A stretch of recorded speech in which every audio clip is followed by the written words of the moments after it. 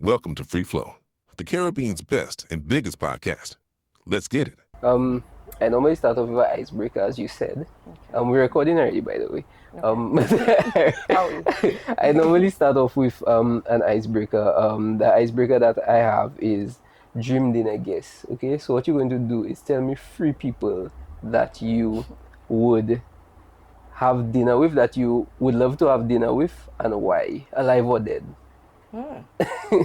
Three people I would love to have dinner with. Alive or dead, and why. I would want to have dinner with Trump. Interesting. Yeah. Trump. Okay, Yeah. why? I think in that setting, it would be a more relaxed setting once he would have accepted that invitation.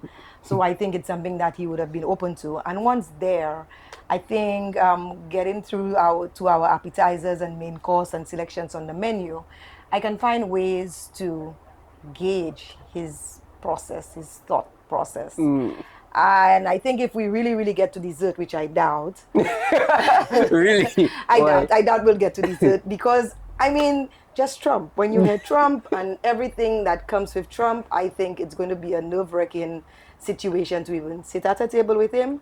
But I think that is a dinner date I would look forward to. Okay. Again, I just want to know how he thinks, and I think that sort of a setting would set the pace for us to have a real conversation off camera and all of that. So, yeah. Okay.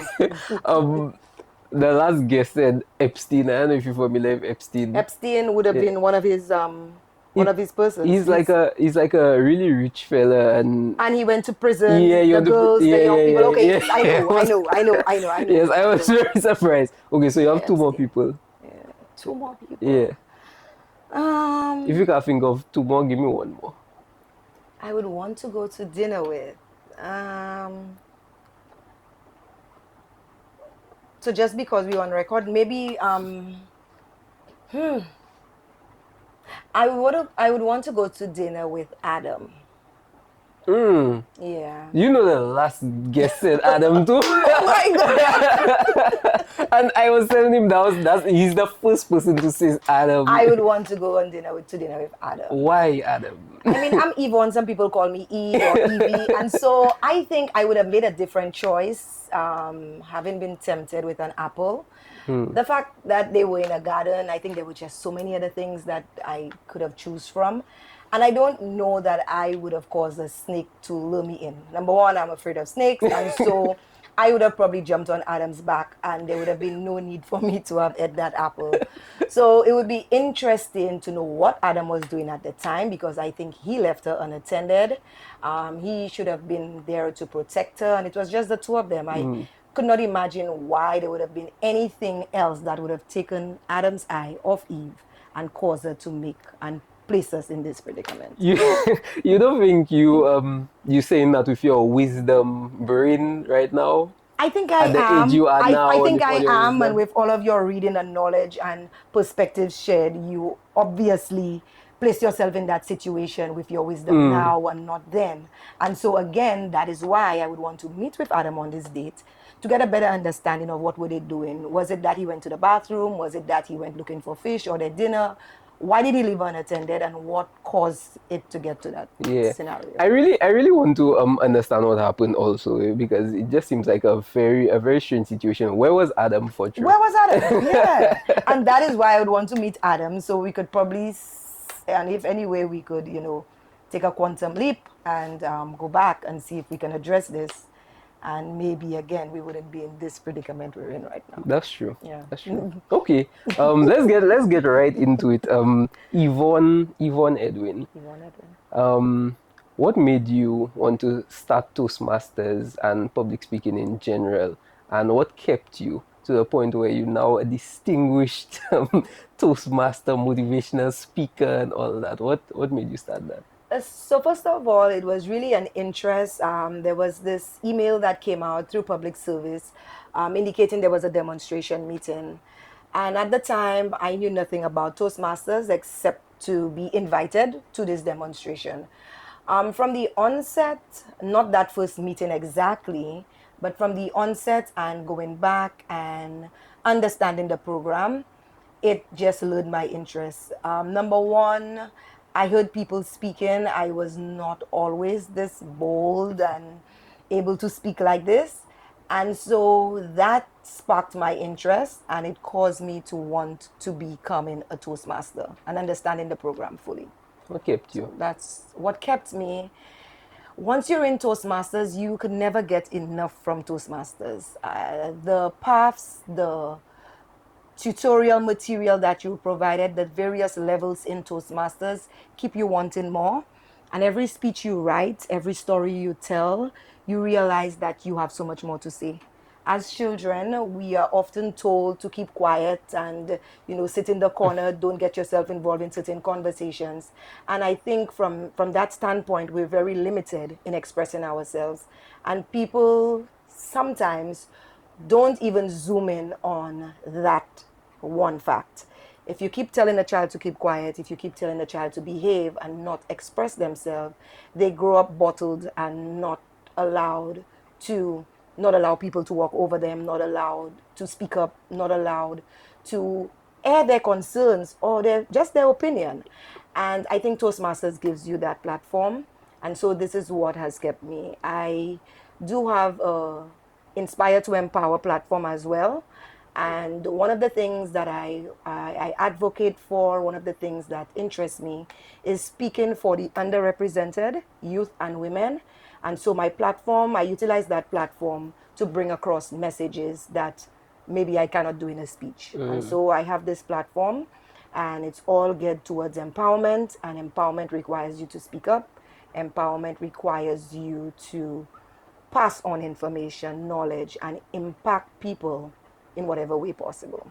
So this is what really has kept me in Toastmasters and branching off, of course, to do even more. Yeah, that's really good. I really like what you said about the children, when you keep telling the children to be quiet. I really admire what my mom did when it comes to my little sister, actually. My little sister is a talker. And she's very emotional and she's very Passionate. She's very passionate, Yes. and she can just speak very well for her age, Wow.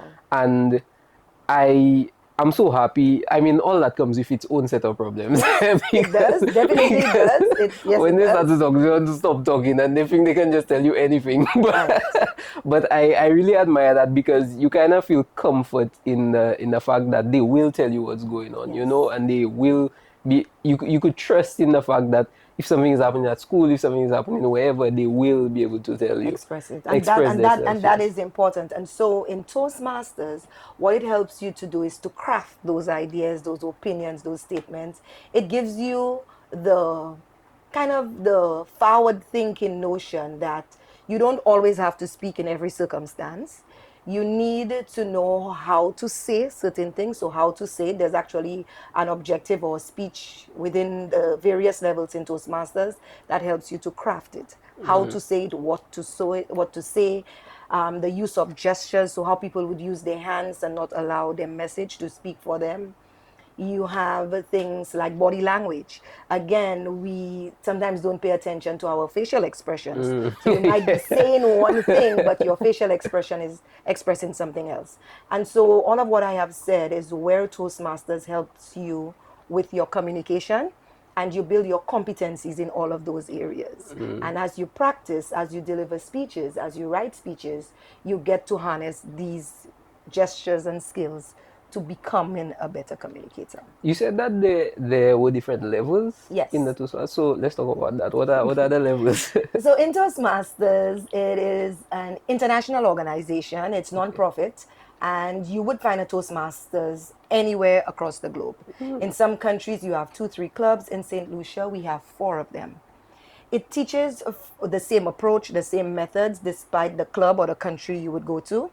The variation would be language, of course. If you're in another country, you may get Spanish, French, etc. Other than that, it has various paths, and they're called pathways. And in each path, it helps you as an individual coming in to tap into a program that's designed for you, depending on the limitations or weaknesses you may have as a communicator or a speaker. One of the things that must be noted here is Toastmasters helps persons become better communicators and leaders.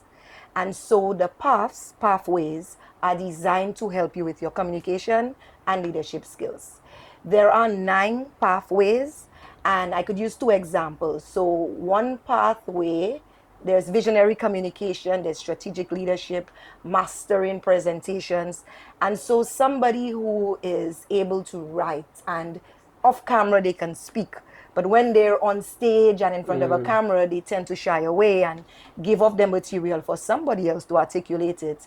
Presentation mastery might be the best avenue for you to start off. Okay. And as you start in the program, you could select from those 9 core paths, but there are actually 11, because there is also a path called engaging in humor. Example, a comedian, somebody who likes to humor things, and they have and want to build in that craft. That might be an optional path that they can select from. So like I said, so there are 11 in total. So when you say, so it's not necessarily levels, it's kind of just like, I guess, places where you would see deficiency and then you'd kind of just tackle these? Yes, but there are pathways, so it is a path, and the description or the names of the 2 I use were presentation mastery, and in presentation mastery or any path that you choose, there are 5 levels. Okay. So in that path, and each path, you always have to work within 5 levels. The first level, for example, it would be teaching the fundamentals, the basics. What is your communication style? What is your leadership style? You would definitely need to do a first speech, which is called your icebreaker. And that introductory speech allows the evaluator, the club, and persons within there, your mentor who you will be assigned, to see you on stage, to understand you, this first-time member in any club.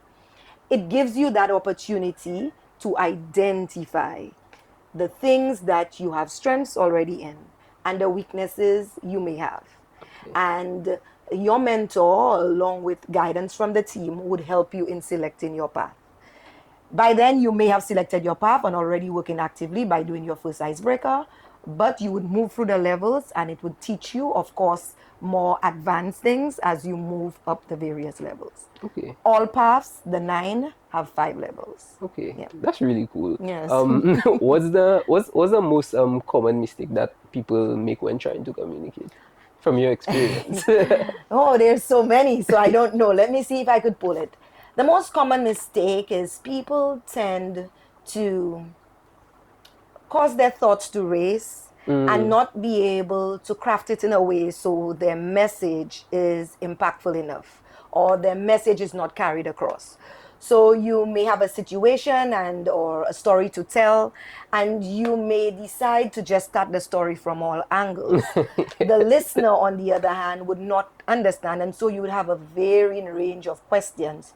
Whereas as a speaker, Toastmasters and the communication techniques will teach you to introduce the topic or the situation firstly, and to come up with 3-4 points within the body of your presentation, and obviously to conclude with a takeaway message. Okay. Why did you want to talk about this in the first place? What are you talking about kind of in your introduction?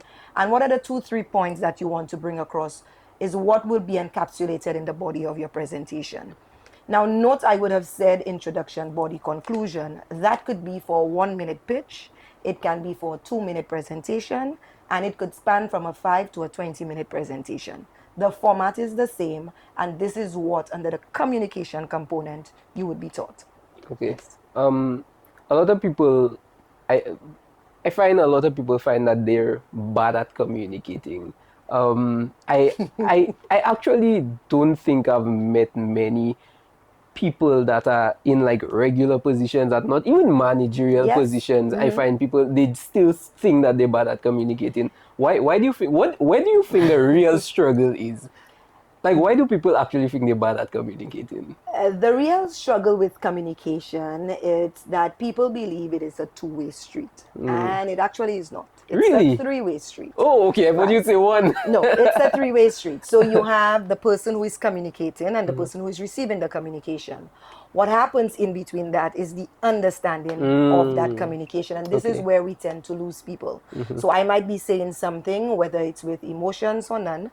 I might be telling something that the person is not receiving, or they are hearing and not understanding. So it really ranges, but I think for the question, we need to bear in mind that it's a three-way communication and not just two ways. And we need to be able to, as precise as possible, with clarity, present your message across. What does that look like? Without all of the emotion. Without the emotion. Without all of the emotion, all of the emotion. When you say that, what do you mean? You see, sometimes people would ask you something, or you are to present, whether it's in a professional setting or on camera, where you have these, and you see it a lot of the times in the news, they ask you a random question, and people are so quick to respond, mainly because they don't understand the question. And I've seen this a lot in pageantry. And if you do not listen to understand, then the gap already presents itself. And so you may hear a very long opening statement and asking for an opinion on it. And if you fail to understand what was asked, obviously your delivery or your answer or response will not match the question. And so if we circle back to the three-way process of communication, if we focus on that, we might be in a better position to communicate more effectively. Removing the emotions simply means, and communication, and Toastmasters would teach you that sort of a thing and help you to practice, is you do not need to carry the emotion in the expressions in your face, your facial features. You do not necessarily need to carry the emotion in your hands, because that becomes distracting to the person you're delivering it to, and definitely not in your body language. If you are trying to convince someone of something or to influence someone, you would need to have the composure to cause the person to want to listen to you. And so this is where the removing the emotion, because you might urgently want to express something, but if your body is doing so much, your message will still be lost. And that is what I mean by removing the emotion. Yeah, that's true, because it gets And distracting. you get very distracted. Yeah. Somebody's telling you something and they're fidgeting, their eyes are all over the place. You tend to lose them because you're looking with them for that message. You're distracted by their hands, and sometimes you're just so focused on the person's body language that the actual words don't mean anything to you, and it's not connecting with you. Makes sense. You've said to get good at communication, we need to use the 3 Ps. Yes. Practice, practice, practice. What does that look like? Practice, practice, practice is what makes a ordinary person who feels, I cannot communicate, I cannot speak on a camera, I cannot stand on a stage, I don't want to deliver this work presentation, my colleague can do it better. No. It requires you to make the first step of standing in front of a mic, placing yourself before a camera for a recording like this, and practicing, whether it's in front of your mirror, in front of persons, your colleagues, friends. And the advanced stage is placing yourself in uncomfortable positions, like a stage, a large audience, to practice the craft. Is that the scariest part? At least for you, I guess. It's not the scariest part. It is the first step, I would say. I feel like the first step is the scariest. It's not the scariest part. In Toastmasters, we have something we say that is feel the fear, but do it anyway. People like have asked me so many times, every time you do a presentation, do you get the nerves? Yes. Do you get sweaty palms? Yes. Do you get butterflies in your stomach or whatever that mimics? Yes. Because if you get to a presentation venue late, if you're not prepared for the audience, if you do not do the prep before, and you definitely don't practice, you will get these butterflies and the nerves and all of that. How do you overcome it is what every speaker has to master. You have to step on the stage. And so you have to stand in front of your mirror and practice. And whatever you planned on delivering, you have to go on the stage and do it. What makes you better is the feedback and the improvements your mentor or an evaluator will present you with. They would tell you things like, Yvonne, you should have or could have used the space on stage to maybe bring across your points better. Yvonne, you may have used your hand gestures too much and that was distracting. What this feedback does is prepare you for your next speech. And that is why I go back and I say, getting over the fear is going on stage for the first time and building from every evaluation and improvement that is told to you and utilizing that improvement in every other presentation. That is how I'm here.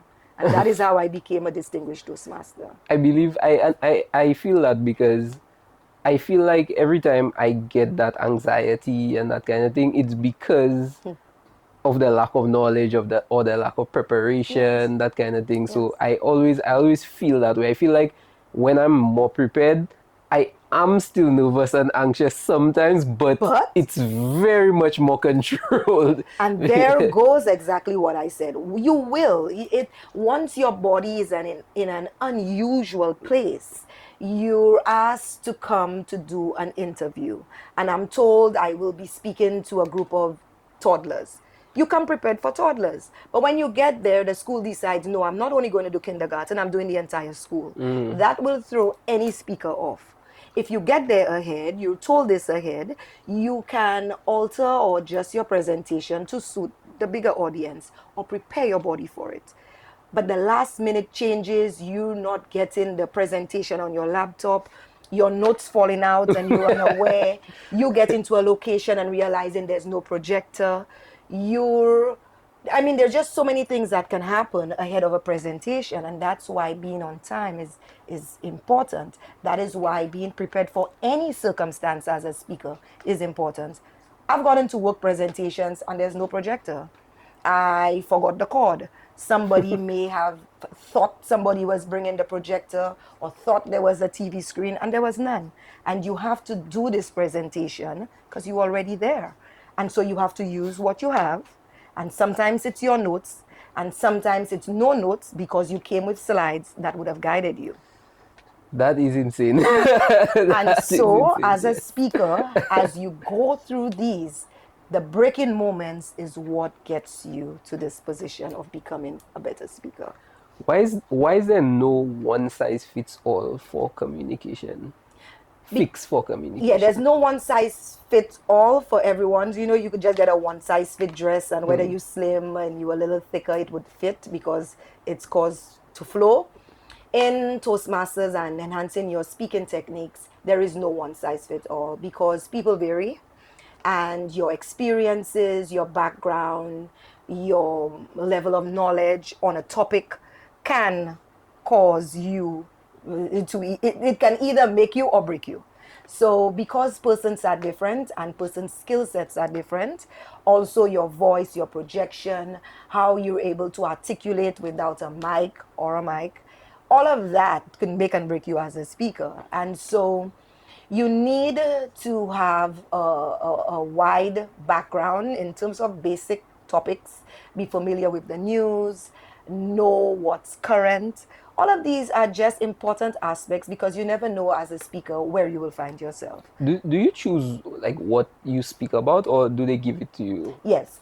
The approaches and the methods of Toastmasters allows you to always select your topics. Okay. The beauty of Toastmasters as well is no matter the field of work that you do, you can utilize that, your experience or your background, to present stories and speeches from the things that you already know.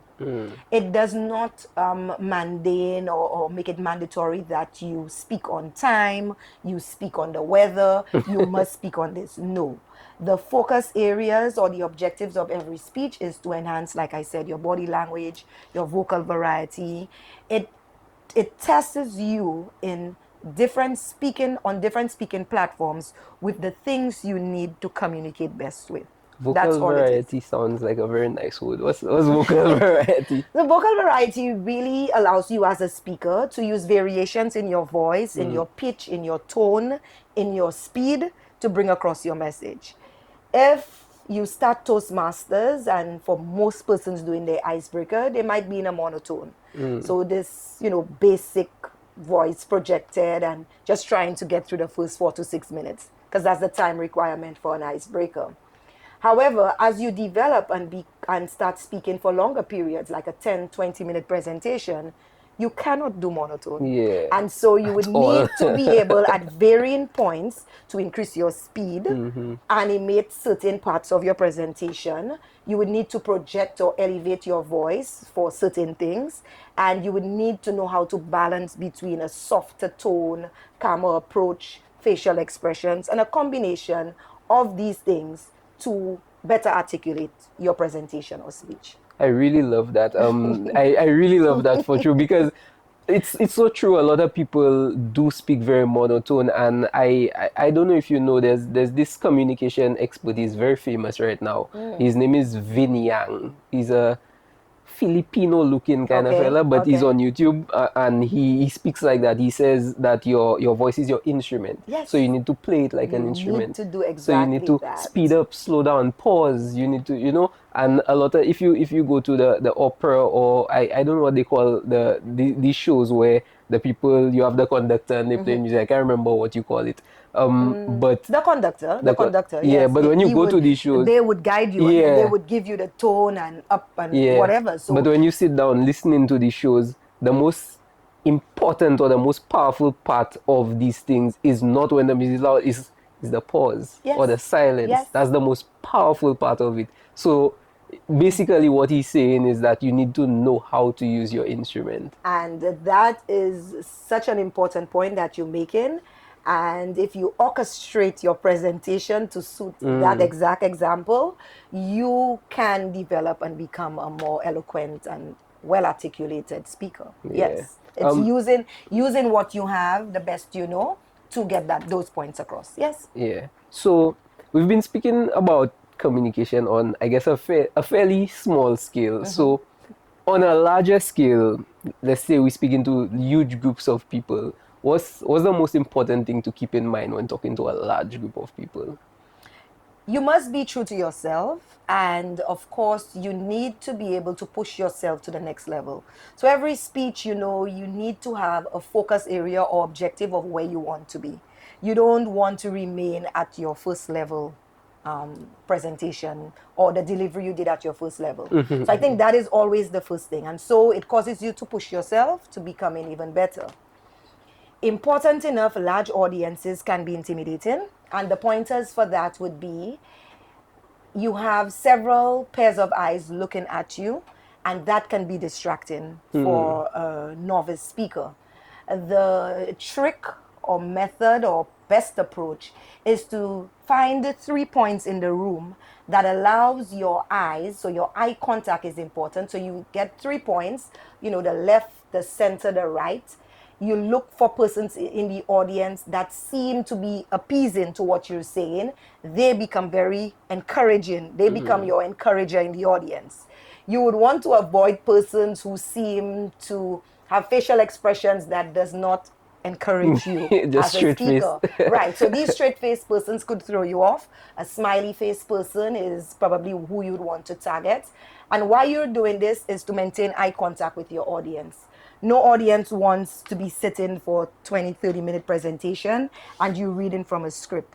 You would want to be familiar with your notes, with what you are about to say, and you need to maintain eye contact, and you could use the 3 points in the room as effective ways of utilizing eye contact. I love what you said about maintaining eye contact with your audience, because somebody will listen to this and say that's impossible. You cannot maintain eye contact with 10,000 people. And you surely can. And you surely can, because even me being in the audience, I like, just from what you've explained about finding the 3 points, I can confidently say that I was probably once one of the 3 points where the person speaking was looking at me because I seem so interested. Yes, you seem in what they were interested. saying. Your facial expression gives them that vibe, and that is what speakers look for. If you are a novice speaker, you would want to refrain from looking in the audience because you're not sure your comfort level. And so you could strategically just use 3 points in the room that are not faces or persons, just 3 strategic points, and it causes you to do a left, middle, right, middle, left, and so forth. Okay. Yes. What's your process when putting together a speech for a large group of people?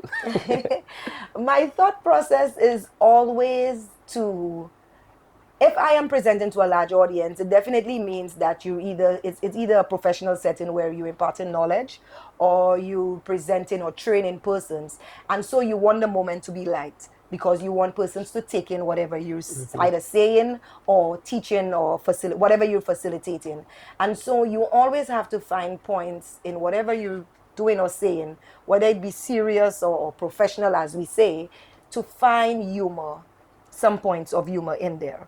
Breaking the ice is something you need to try to insert in whatever that you're doing. Does breaking the ice Cause it always a have to be lighter moment. interactive? Breaking the ice, well, for icebreakers, it is the point, an icebreaker is the point where the speaker would introduce themselves. Breaking the ice in the setting of a workshop or a training session where you need to get to connect with your audience, it has to be something exciting enough, light enough as well, but in order to connect, because your aim there is the connection. You would need to be able at that point to establish another 3 or 4 persons that you will utilize in the audience to bring about your message. And getting to know people from the start, you know somebody likes Rituals coffee. You know somebody likes to go to the cinema. You know that somebody likes the same color as you or looking at sunsets. You would knowing these 3 or 4 things from your participants enables your speech to reach the audience because you connect with them. And you're speaking on something about the environment, so you could refer to somebody who loves sunset and say, or encourage the person that for you to continue looking at sunsets, you would need to be able to protect the environment. So you must find points in your speech where you can connect to something somebody said during their icebreaker. Okay. It builds that connection, and your audience become more, it's like you have that audience awareness, but you also have audience appeal. Yes. And they're very engaged. They in what are you say. engaged. There's more interaction because you find the opportunities to insert humor and to connect with them based on how they would have introduced themselves to you. And that for a speaker is very effective. I really love when I'm listening to somebody, and honestly, I haven't really gotten, I guess, the opportunity to really listen to presentations and things apart from just work, you know. Okay, I understand. But I really love when somebody has command of the room enough to go from professional to humor, then back to professional, then it just keeps you so much more engaged in it. Keeps you so much more engaged. If you know names is another good pointer.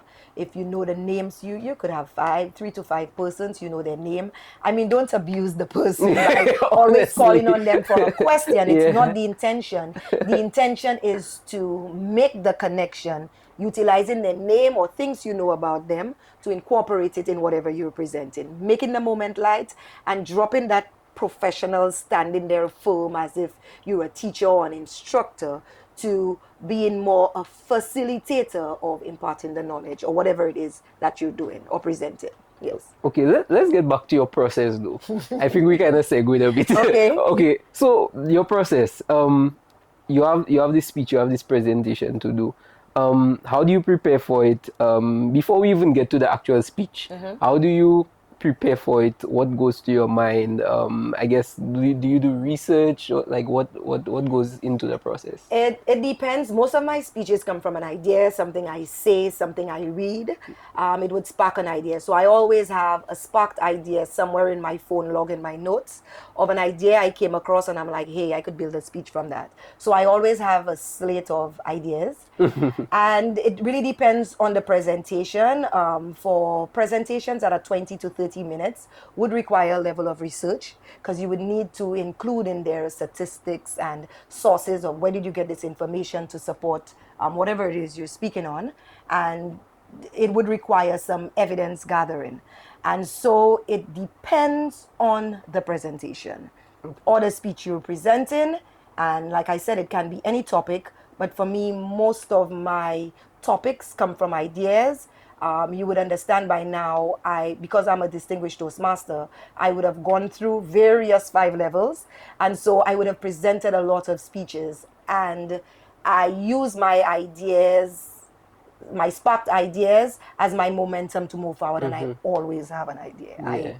Whether it's through driving, a supermarket engagement, going by the market and seeing a vendor or somebody say something. It could be a driver's experience, a beach excursion. It doesn't matter. My ideas spark from almost anywhere.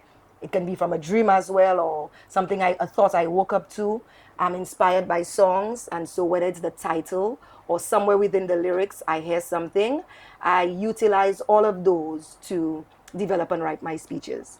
I also write. So I also okay, write. yes, So yes, I have yes, some that's true. spoken word pieces that I have created, and a lot of them are through experiences, personal experiences, as well as things that I observe. And so because I have so many speeches that I have written, I explored that avenue, and now I could almost call myself a writer. Almost. Almost call myself a I writer. like the way you said that just it's almost like your ideas come from everything Everything. because I always like when someone is so passionate about whatever it is that they do, whether it be Toastmasters, music, art, whatever it is, because I do see Toastmasters as a form of art, Yes. speaking as a It is form a of art. speaking art form. It is a Exactly. speaking art I do form. see that. And when you are able to harness that artist in you, because I believe also that we are all artists in our Yes. own right. When you're able to harness that, you see art in everything. And that's exactly what you're saying. You get inspiration from From everything around you. So I really love that. So how do you add? We spoke about talking to large groups of people. We know with large groups of people, there are obviously nerves. We spoke about nerves earlier. Do you have tricks, hacks, techniques on how to deal with the nerves? Yes, the only trick there is to practice, practice, practice. On stage, it's to breathe. Breathe through your presentation, breathe through the sweaty palms, the butterfly feeling that you get, that uneasiness that you get. It's just your body being in flight and fight mode. It's just the adrenaline pumping, and what could calm you down is breathing. Yeah. Believe it or not, it is breathing. Because you could do all of the preparation, write up your speech, have everything ready, your slides, everything is there. But the adrenaline at that point could cause persons into serious panic attacks. There is also what is called glossophobia. And yeah, it's a phobia, just like people are afraid of snakes or fear of all sorts of things. Glossophobia is the fear of speaking in public, and it is Okay. something that affects 3 out of 4 people. I've So never there's heard a that. 75% rating on persons who would prefer not to be speaking compared to the other 25. Okay. So 3 out of 4 persons are uneasy, don't want to, and they suffer from what is called glossophobia. Is that a worldwide statistic or It is, and I'm sure once we get offset, you Google it, you will see. Yes. no? I'm Yes, it's like called glossophobia, and that's what the ratings are indicating. It's a 75% likelihood of an audience group of people. So whether you take the 3 out of 4 or the 75% rating of persons preferring not to be the speaker or presenter. And we've seen this in yeah, school. yeah, 100%, In school, you always 100%. have the talker, you going to present. I will write the notes. And it's one person always pushed forward to speak. And Yeah, yeah. it's against that backdrop that statistics, I'm guessing, where it was developed from. Yeah, yeah, no, I 100% agree. Like, I obviously I know it's more common for people to not want to speak publicly, but I never, like, I never thought the percentage was so high, So one, it and I is, didn't know that the word was glossophobia. It's called glossophobia, yes. All right. Yeah, and there's a joke around that, even that persons at a funeral, if you're calling me to give the eulogy, I prefer they would opt to be in the coffin instead. That's how bad it is. So there's a joke around this. I mean, again, I guess within Toastmasters circles, you would see those stats and understand that the theory, and persons would opt to be the person in the coffin rather than the person giving the eulogy. Wow. That's how bad it is. Yes. Okay, give me, if you can, give me a myth about public speaking that holds people back. The myth, I would say, is that one size fits all. People believe that if I get that pill or that formula, I will do this. And that is the myth that is holding people back. In order to overcome your fear of public speaking, you must take the stage, you must hold on to a mic, and you must express your points. That is the only way you can enhance or develop the skill of public speaking. Okay. Yeah, I understand that. I feel like that's with anything, you need to, Take the first step. take You the need to first take step. the first Why step. why don't people take that first step though?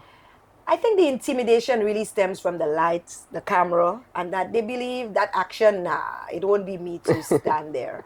And I think if we go back to the school example, even in school, most times persons would shy away from being the presenter. So it starts from there. It goes back, right back to in the home where you're told to shut up, Yeah, don't it does, talk, you know. speak down. And so by the time you get into being a professional or full grown adult, you've almost by then developed this thinking that I don't need to speak out. Yeah, I really don't like that. I really Yes. don't. I feel like we have to. I don't know though. I feel like, and you could maybe tell me. I don't know if you've had interactions with many young children, but I feel like younger children now speak out more. I think younger children now speak out less. Really? I think they speak out less. It's mainly because of the technology, the fact that you hide behind a screen and the screen seem to be your voice, and persons put out a persona that's not always true. And that is actually a factor affecting people expressing themselves. They use emojis instead of their facial expressions or their voice to articulate points they want to make. They utilize the trends and the reviews and comments is what seems to steer them towards certain views or perspective. And if it's not trending, if it's not rating high, if it doesn't have a lot of followers, then people tend not to gravitate towards that. And that, I believe, it's what is affecting the speaking art form. So apart from being shut off by your mom and saying don't speak or don't express, we have this added barrier now of social media, and the digital media is causing persons to be a person behind the screen. And that does not augur well for enhancing your communication. Yeah. Because you have the added abbreviations, all this slang, LOL, and it affects persons, their writing.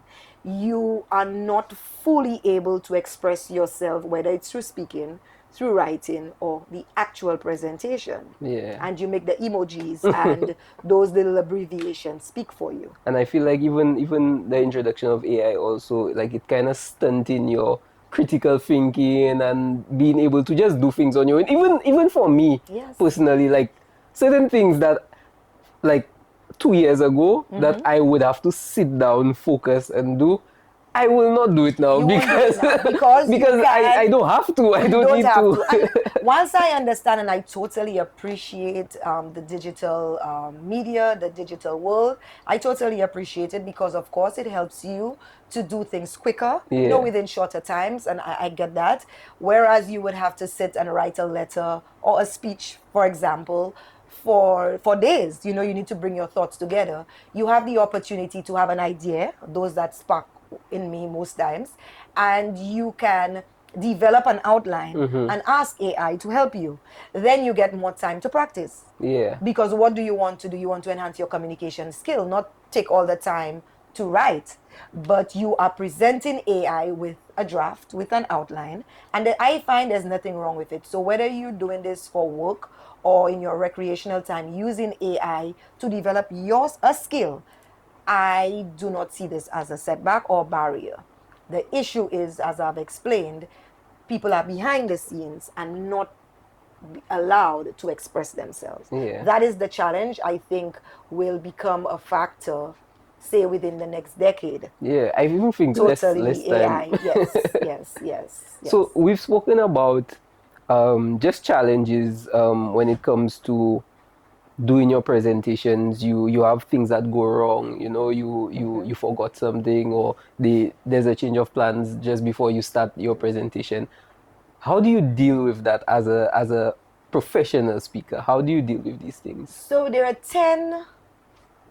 10 core tools or tricks, if we want to call it that, to overcoming a person who encounters difficulty like that. The first one always is preparation.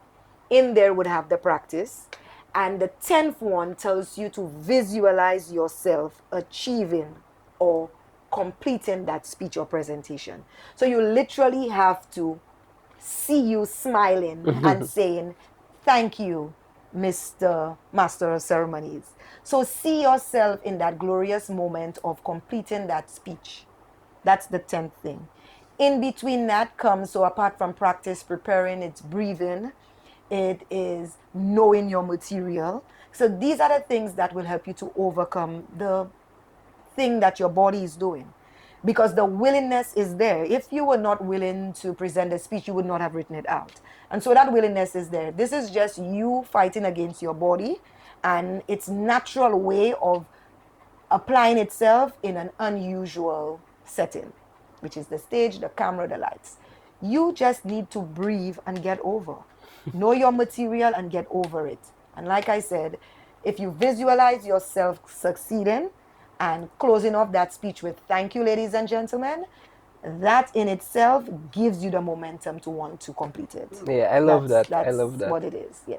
Visualizing, and not just with public speaking, with a lot of things, if not everything. I feel like Everything, yes. visualizing yourself in that goal that you have, it's a life changer. It's a game changer. It's a game changer, and it's something, like you're saying, it can be applied across so many different scenarios. But for the speaking, like I said, there's no one size fits all.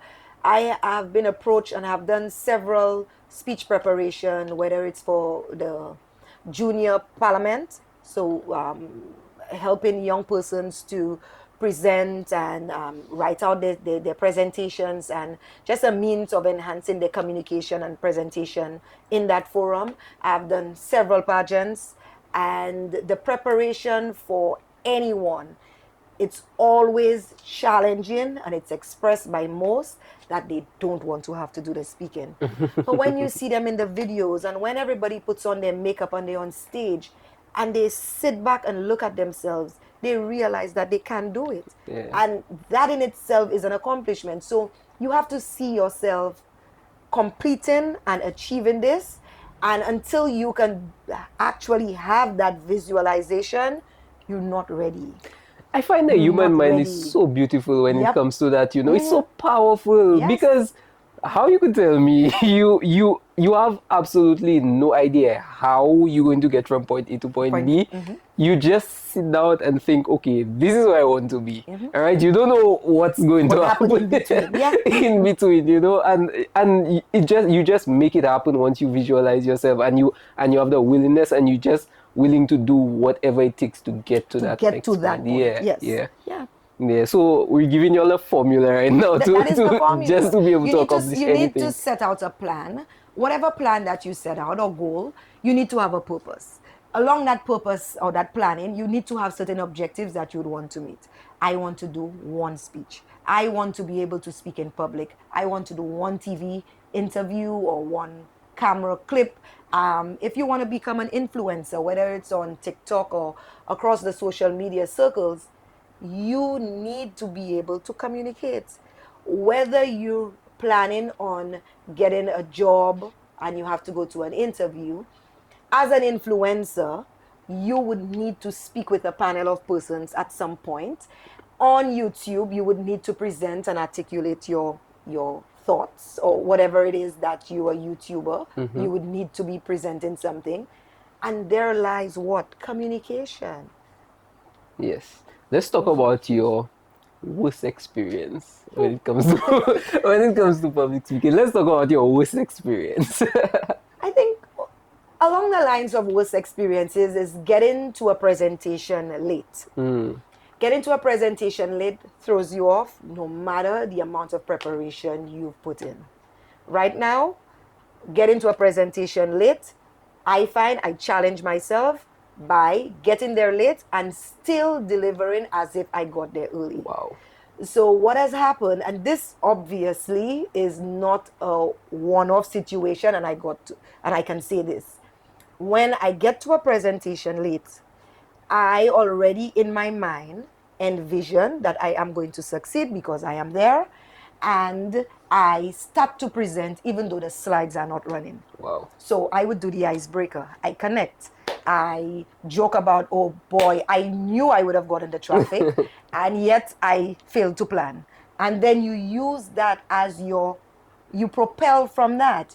You use this as your light moment. You ask the audience to assist you with setting up whatever.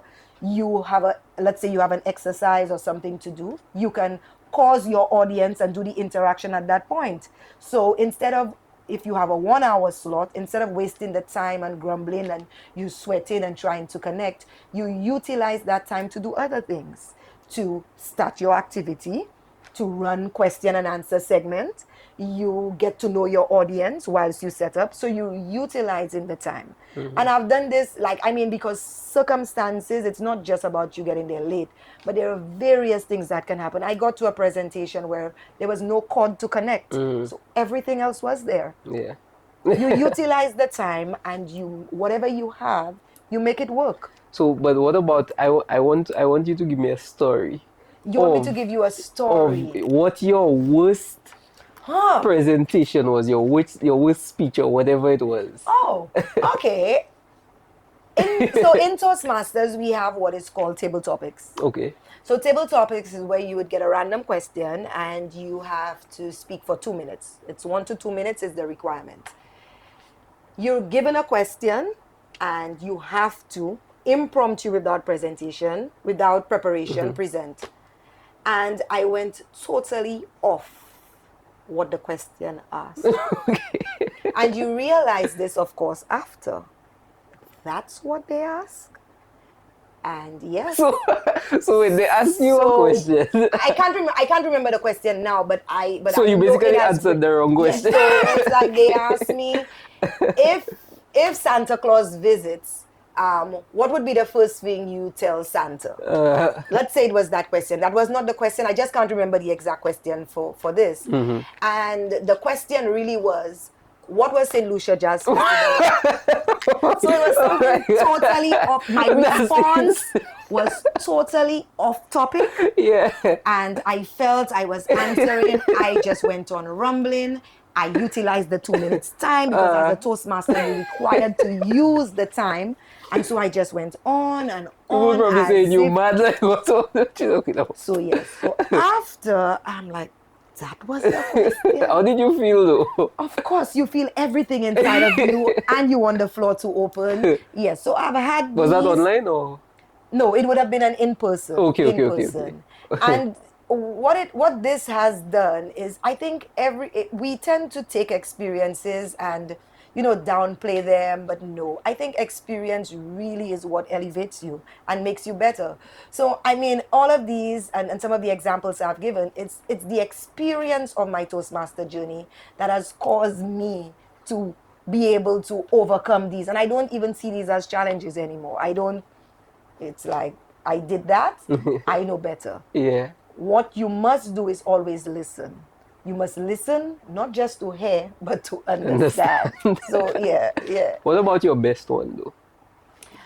Your favorite presentation, your best presentation. My best presentation, I kind of have two now that you're asking, so I'm trying to zoom in on which one that I want to share. My best presentation was a recent piece that I wrote. And it's a personal experience. And I was able to have the idea about it. It was a spark.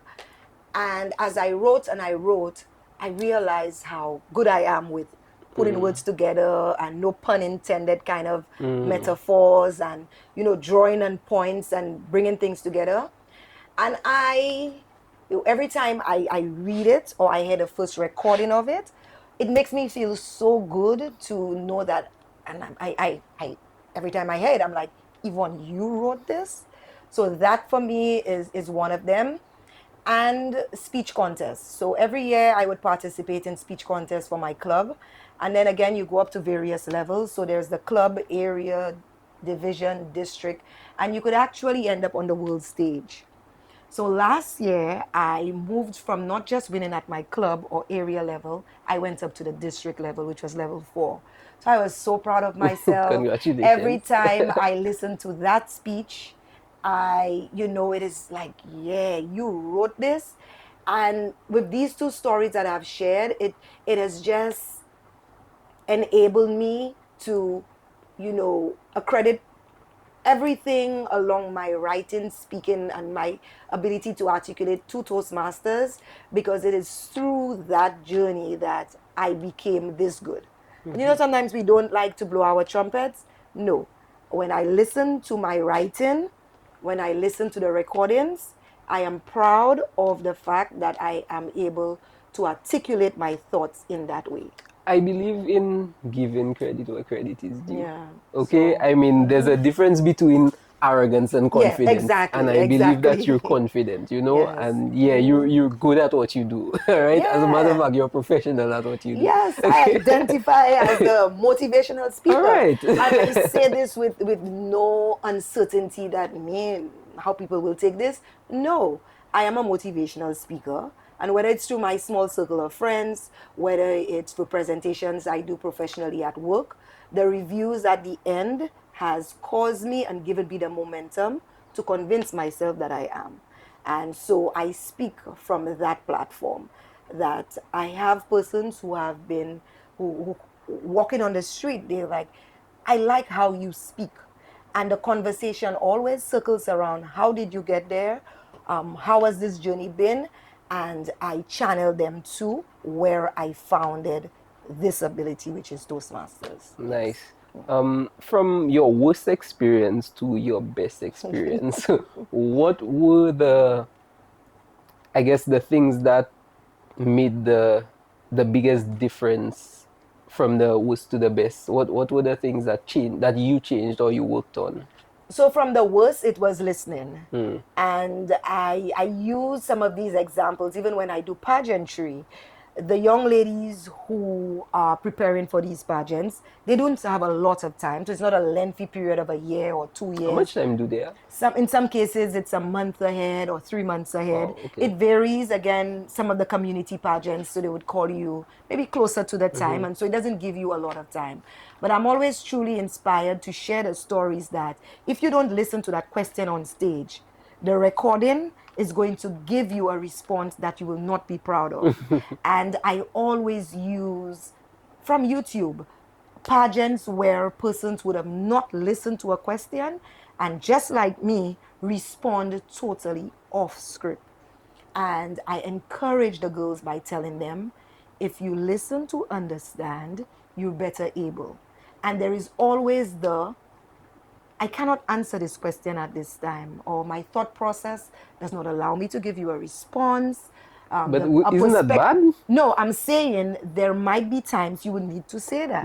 My thought process doesn't allow me. Instead of embarrassing yourself and standing there and asking the person to repeat the question 10 or 20 times, or you're in front of a TV camera that's asking you for something and they're recording you anyway, you can say something like this. You have the right to express that you cannot.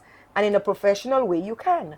Your perspective, you don't have a perspective on this topic, and you would prefer to do some more research, and I could get back to you. Okay. Instead of, I don't know. I don't know. Yeah. That's always that would not, come across or augur well. So it's always, these are just the encouraging things. So from the worst, it has caused me to listen to understand. And from the best, it has propelled me to move forward with inspiring more. And like I said, for me, my focus areas is underrepresented people who seem not to have a voice for varying reasons, and definitely youth and women, because they're sometimes in vulnerable positions and they cannot. And for me, this is a passion of mine: human rights, advocacy, environmental education. So I'm passionate along those lines. And so my ability to be able to communicate, I think, affords me that voice for those groupings so they can be inspired, of course, to become better in whatever it is. I love that. If someone feels invisible or unheard, what is one thing they should do today? If you feel invisible or unheard, I think you need to firstly be true to yourself. Do you want to be heard? Because there are some people who may not want to tell their story, and that is fine. And if your answer is yes, you need to find the avenues. It is not always through a TV or a verbal expression that voice can be heard. You could also, with non-verbal ways like writing or getting a representation, whether it be legal or just somebody who is better able to channel whatever it is for you. So this is what I would tell somebody. If you really feel invisible and you're not heard, you need to first ask yourself, do you want to be heard? And then find the avenues to do that. I love what you said about finding the avenues, because it didn't even come to mind when I asked the question, finding the avenues, because you can be seen through so many other different things, Other through ways. painting, drawing, music, Yes, you singing, can. whatever Yes, it may yes, be, yes. you know. So yes, I really love that. And it can be as basic as that, as articulating for poetry. A lot of pieces, songs that we hear, these popular artists' songs, and are through people's personal stories. They craft a thought, they express themselves, and you could use this in varying pieces of entertainment. And it could actually offer support for someone who is also invisible.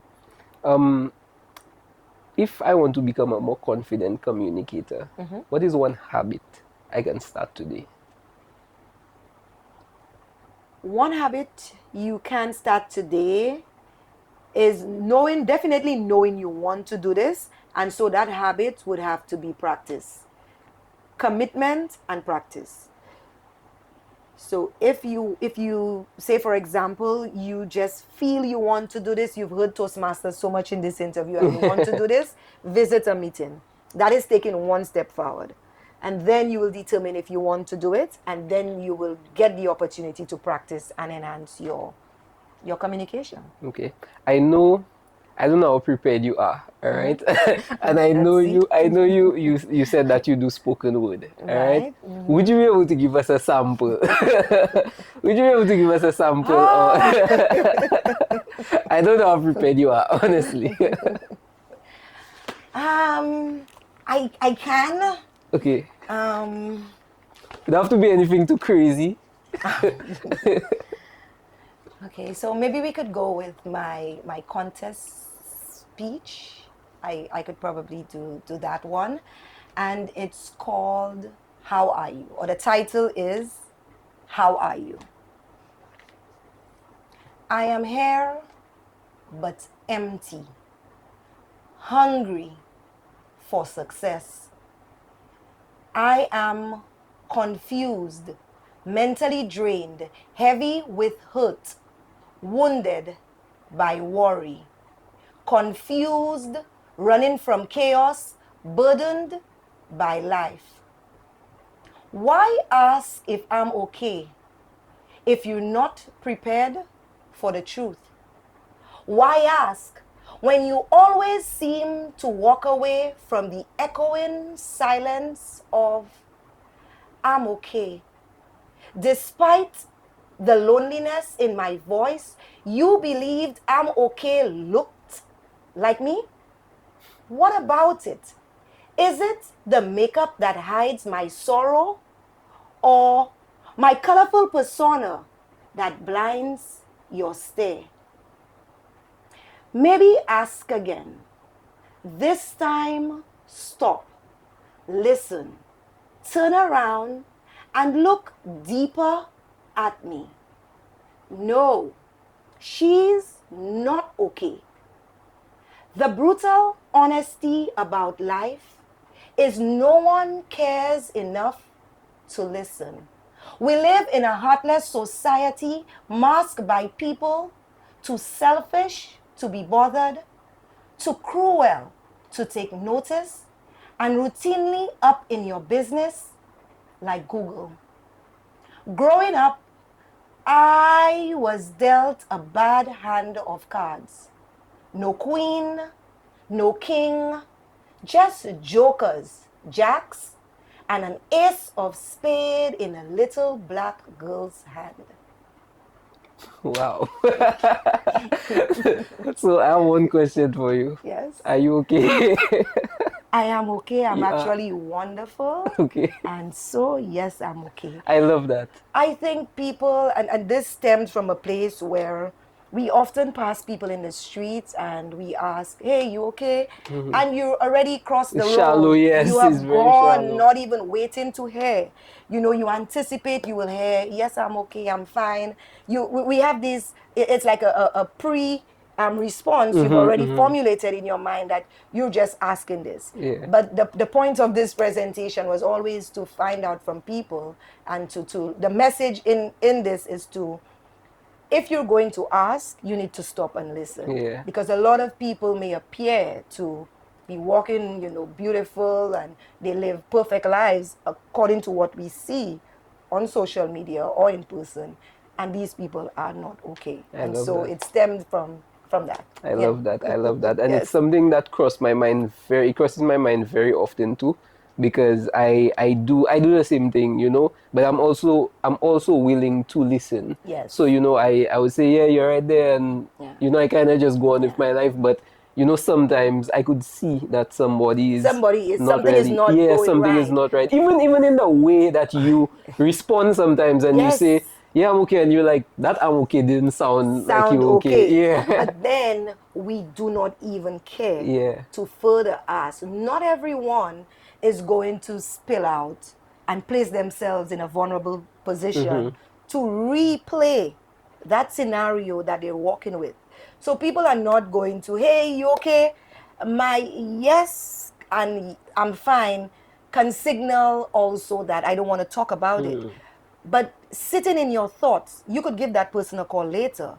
You asking the person this with a number of people around, and they Yeah. cannot, they cannot. And so all of us, we need to pay attention and not allow social media and what we see, that colorful persona, to mask what truly people are running from. So again, this goes on. It is a 5 to 7 minute speech. So I have gone past the first level. So I'm about going into level 2 to present in this, and I'm hoping to get past district this year with this presentation. Really But it's a nice, really five nice. to 7 minutes. So this is kind of the first part. Yeah, And of course there is so much more to that presentation. I Yes. love it.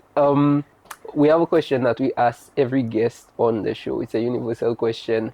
And the question is, if you had to advise someone on how to be successful in any facet of their life, what would you tell them? If you are to be successful, you have to set goals and priorities for yourself, and you must take care of you. Self-care is important. You must also leave white space on your calendar in anything that you're doing, in any walk of life, professional, otherwise. You must leave white space to allow your body to rejuvenate. We tend to keep going and going and going, have no goals, no priorities. Anything that comes, we jump on board. Hey, let's go there, let's fly there. Your work colleague comes, help me with this. Your brother calls, do that for me. And we seem to just be doing.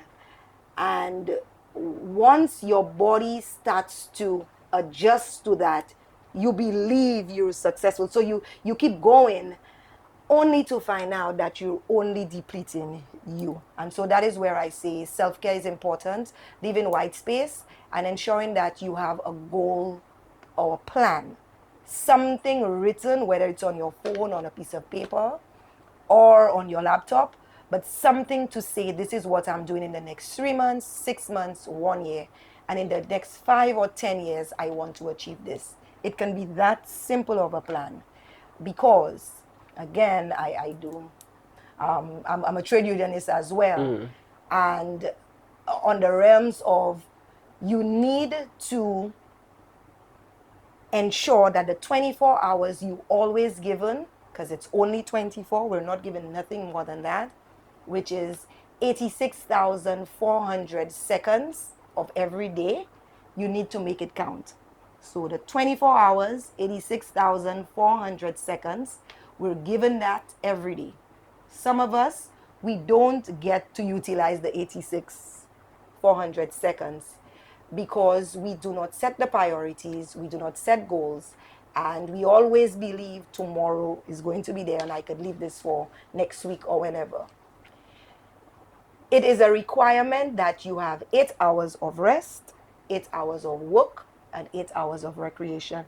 The 24 hours in a day, if you use that 888, you will be holistically living a full life. 8 hours rest, 8 hours work, 8 hours of recreation. If you tilt that scale, you're not living a balanced life. Okay. So yes, I so love that's that. what I would want to live with. What is white space? White space is on your calendar where you have nothing. So white space. So Okay, you get up okay. in the morning, you know at 8 o'clock you have a doctor's appointment, you work from 8 to 4, and somehow between that 8 to 4 you have so much doing. You're in so many organizations, so many clubs, but you have an 8 to 4 hour job. Where does those things that you're committing to fit? Okay. You need to have it on a calendar. You need to have a plan.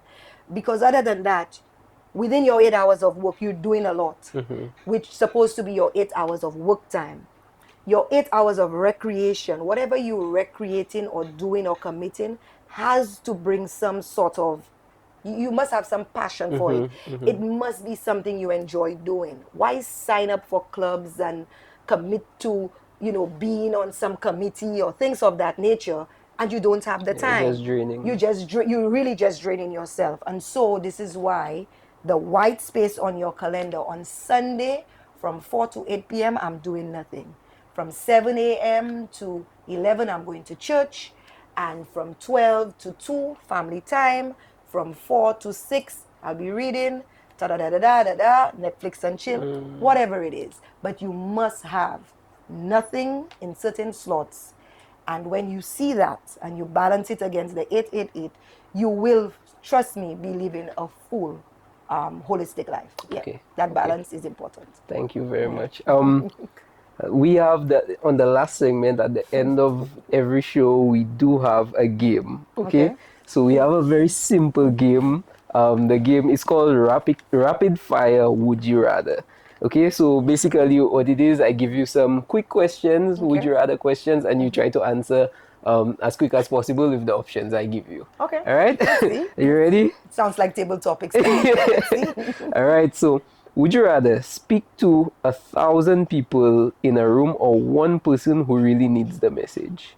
One person who really needs the message, I believe one person can have a ripple effect and get to the 1,000 persons. All right, nice. Would you rather give a speech with no notes or with broken slides? I would rather give a speech with broken slides at this stage in my journey because it would propel me to do something different and outside. I always have prepared speeches, and so broken slides would help me to connect. Okay, would you rather forget your open line or forget your closing line? I rather forget my opening line. I Okay. think the closing statement sells the message. Yeah, I better. think so too. Would you rather speak perfectly but boring or nervous but inspiring? Nervous and inspiring. Okay, Yes. would you rather be known as powerful or relatable? I rather be known as relatable. Okay. The power will be determined by the person who can relate to me. Would you rather be fearless with no skill or skilled with fear? Skilled with fear. Taking the risk always makes the journey better. Would you rather practice alone in a mirror or in front of strangers? In front of strangers. Would you rather fail publicly once or never try at all? Fail publicly many times, not once. This is what makes you better. Would you rather be misunderstood or ignored? I rather be, That's a hard one.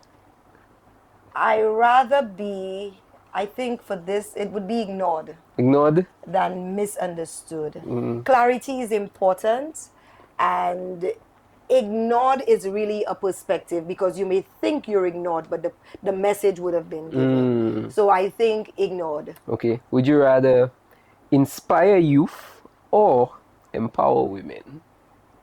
In this case, it's both. But for the question, inspire youth. Okay. They are the next generation. Actually, I just did an environmental message this weekend, and the quote that I used, which is very, very good for this, is, "We didn't inherit the earth from our ancestors.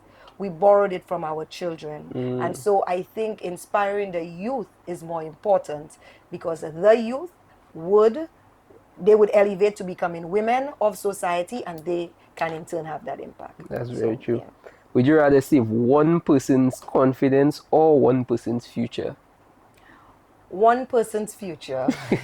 Would you rather be remembered for what you said or how you made people feel? How I make people feel. Would you rather give a speech with no microphone or to an audience with no reactions? With no microphone. Okay. Yes. I would want the reaction from the audience. So no microphone, I think I have good voice projection, and I would be able to articulate. So I think, with no microphone. Would you rather open with a joke or open with a deep truth? Open with a deep truth. I'll do the jokes in between. Would you rather your speech end in tears or end in laughter? End in laughter. Okay.